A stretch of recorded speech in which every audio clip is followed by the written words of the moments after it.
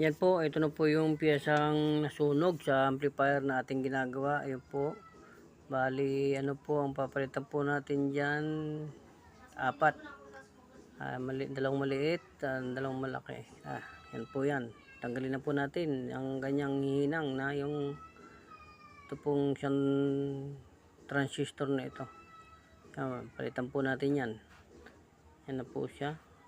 Unti po natin tanggalin sa hinang ang transistor na ito, yung transistor driver. Ito po yung power output niya. Susunod po natin tatanggalin.